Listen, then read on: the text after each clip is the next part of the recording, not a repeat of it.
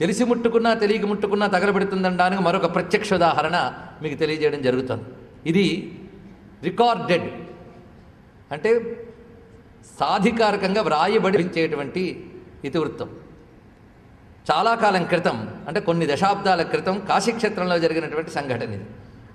అక్కడ ద్వారకా పీఠాధీశ్వరులు, అదేవిధంగా మనకి బదరీ దగ్గర ఉన్న జ్యోతిష్పతి పీఠాధీశ్వరులు ఆ రోజుల్లో శ్రీ కృష్ణానందజీ అని ఉండేవారు. కృష్ణానందజీ అని ఔత్తరాహికులు ఆయన అంటారు. ఆయన జగద్గురు శంకర సంప్రదాయానికి చెందినటువంటి వారు. ఆయన కాశీక్షేత్రంలో ఉన్నప్పుడు ప్రవచనం ఇస్తూ ఉండగా ఆయనకు జరిగినటువంటి ఘట్టం ఇది. ఇది రికార్డెడ్. ఆ రోజున ఏకాదశి విష్ణు పూజ చేసేట అందరికీ ప్రసాదాలు పంచుతూ ఉన్నారు. దూరంగా ఒక ఇద్దరు ముస్లింలు కూర్చుని ఉన్నారు. వాళ్ళకి ప్రసాదం తీసుకెళ్తే వాళ్ళు ఆ 2 పళ్ళు పట్టుకుని గురుగారి దగ్గరికి వచ్చి, మీరు ఇచ్చిన పండు మాత్రం తినలేకపోతున్నాం, దాచిపెట్టుకుని రేపు తింటా ఉన్నారు. ఏమిటంటే వీళ్ళ ఏకాదశి అండి, మేము ఉపవాసం నిర్జల ఉపవాసం చేస్తున్నాం అన్నారు వాళ్ళిద్దరు ముస్లింలు. నేను ఆశ్చర్యపోయారు. ఎందుకు ఇలాగ మీరు అంటే హిందూ ధర్మానికి సంబంధించింది ఏకాదశి అంటారే, మీరు చేయడం ఏమిటి అంటే మా జీవితంలో ఒక ప్రత్యక్షానుభవం జరిగింది, అది మేము చెప్తున్నామని వాళ్ళిద్దరూ చెప్పారు. ఇది రికార్డ్. అదేమిటంటే మేము బండిలాగి బతికేటువంటి వృత్తి మాది. బళ్ళ మీద వస్తువులు వేసుకుని చేసే కూలీ పని మాది. అలా చేస్తూ ఒక రోజున మేము ఉదయం నుంచి బండి లాగుతూ ఎన్నో ఆ రోజు మాకు వచ్చే పనులు, ఆ పనులతో మాకు తీరిక దొరకలేదు. తీరిక దొరకకపోవడం వల్ల నీటి చుక్క కానీ ఆహార పదార్థం కానీ రెండూ మేము సేవించలేదు. అంటే అన్నపానాలు రెండులో అలాగ రాత్రి వరకు తిరిగాం.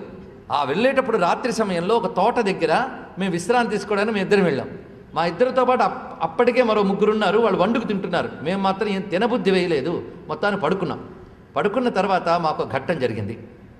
మా 5గురిని ఎవరో కొందరు నల్లగా ఆకారం ఉన్నటువంటి వాళ్ళు లాక్కుని వెళ్ళిపోయారు ఎక్కడికో. అదొక లోకం. అక్కడ ఒక తేజోమయమైనటువంటి ఒక మూర్తి ఉన్నాడు.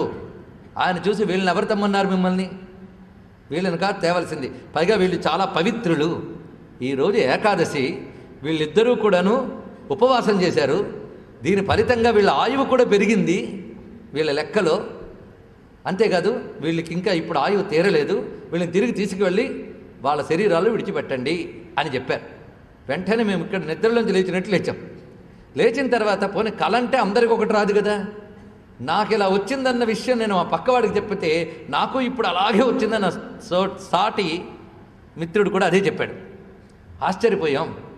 ఆ రోజు ఏకాదశి అనే విషయం మాకు అప్పటి వరకు తెలియదు. ఆ కళలో వింటే తెలిసింది తప్ప అంతవరకు మా ఏకాదశిని కూడా తెలియదు. మనకు సామెత సాయిబు ఏకాదశి ఎప్పుడని వాళ్ళకి తెలియదు. అది అలాంటిది ఏకాదశిని తెలియని మాకు ఏకాదశిని మాట వినబడిందే. దానితో మేము ఏం చేశానంటే సమీపంలో ఒక పండితుడింటికి వెళ్ళి, మాకు నిన్న ఇలా కలొచ్చింది, నిన్నటి తిథి ఏమిటి మీ సంప్రదాయం ప్రకారంగా అంటే నిన్న ఏకాదశి, అందున మాఘశుద్ధ ఏకాదశి, భీమా ఏకాదశి, ఆ రోజున తెలిసి కానీ తెలియక కానీ చేస్తే ఇటువంటి స్థితి లభిస్తుంది అని శాస్త్రం చెప్తోంది. అంటే ఆ రోజు నుంచి మాకు తెలిసింది కనుక అప్పుడు అర్థమైంది, ఈ ఏకాదశులు చతుర్దశులు శివ పూజ విష్ణు పూజ విశ్వంలో అందరి కోసం పనికొచ్చేటువంటి ఒక మతం నుంచి వచ్చింది తప్ప ఇది ఎవరిదో కాదని మాకు తెలిసింది.